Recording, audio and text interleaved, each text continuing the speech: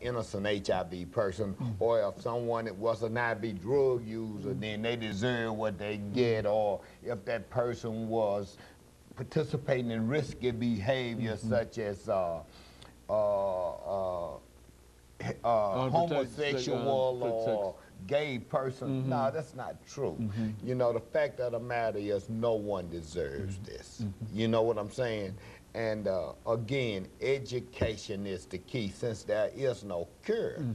You know, Streetworks is involved, is partnering with Vanderbilt as we speak, and the National Institutes of Health through a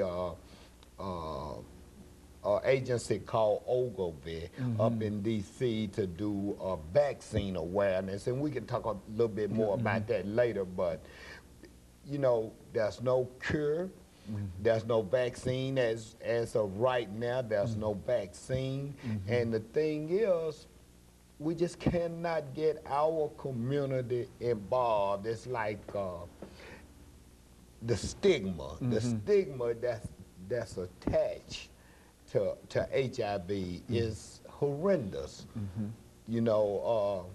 Now you mentioned the fact that it's difficult to get African Americans involved in recognizing the issue, but now you also, I think, indicated that there's a great discrepancy between African Americans who have this disease and non-African Americans. Speak to that issue. Okay. Right now, we know that 1 in 50 African American men are infected with HIV. There's no ifs, ands, and buts about that. We also know that 1 in 160 African American women are infected with HIV. We know that African American women or women of color are 20 times more likely to get HIV than white women. We know that African American men are 8 times more likely to get HIV. Eight times more likely than white men. Now, it's not because they're African Americans. It's not who you are. It's what you do gets you HIV infection. And let me say it one more time.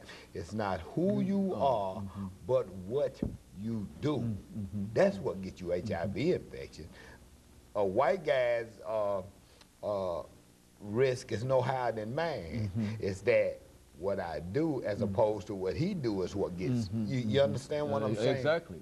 So that's the issue. So now we did a show quite recently dealing with childhood obesity, and it all boiled down to individual responsibilities and individual decisions and et cetera. While that might not have been it's not entirely an individual decision because there are environmental factors and et cetera. But what you're saying here in reference to this disease is that the same thing is true, that it's individual. If an individual does not wish to contract this disease, then he does not do the 3 or 4 things that you mentioned. Absolutely. It's all in behavior modification. You're going to have to change your behavior. Those behaviors which put you at risk for HIV infection, whatever those behaviors may be. Whether it be unprotected sex, multiple sex partners, sharing needles, whatever they may be.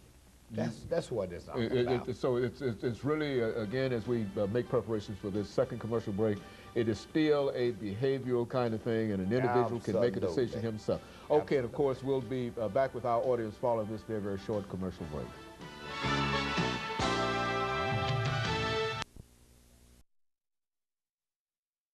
The topic is HIV.